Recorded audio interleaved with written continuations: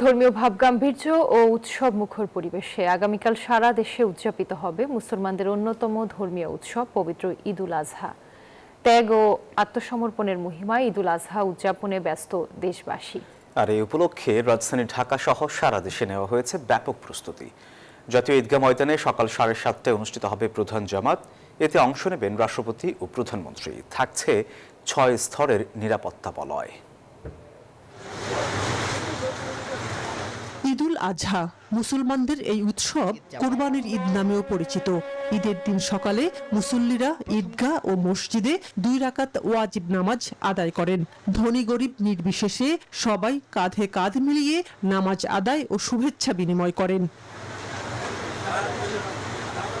ঈদের প্রধান জামাতের জন্য প্রস্তুত রাজধানীর হাইকোর্ট সংলগ্ন জাতীয় ঈদগাহ ময়দান।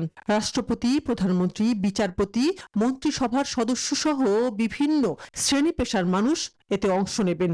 এ উপলক্ষে নেওয়া হয়েছে বিশেষ নিরাপত্তা।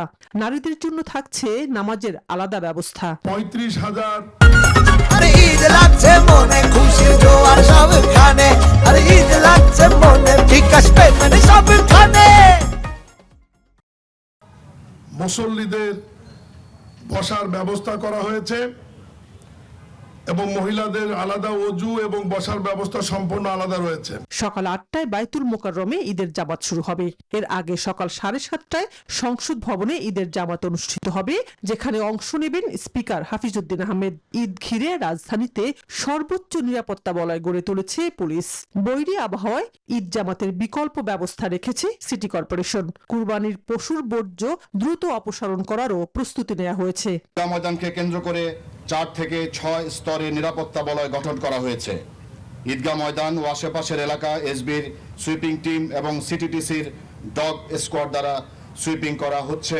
পুরো ঈদগাহ এলাকা ও আশেপাশের গুরুত্বপূর্ণ স্থান সিসিটিভি ক্যামেরার আওতায় আনা হয়েছে এবং ডিএমপির অস্থায়ী কন্ট্রোল রুম থেকে সার্বক্ষণিক মনিটরিং করা হবে।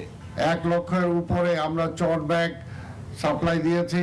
আমরা আশা করব সেই চট ব্যাগের মধ্যে তারা বর্জ্যগুলো ফেলবেন। কোন অবস্থাতেই কোনো ড্রেনের মধ্যে যাতে তারা বর্জ্য না ফেলে। ঈদুল আজহা উপলক্ষে রাষ্ট্রপতি ও প্রধানমন্ত্রী আলাদা বাণীতে দেশবাসীকে শুভেচ্ছা জানিয়েছেন।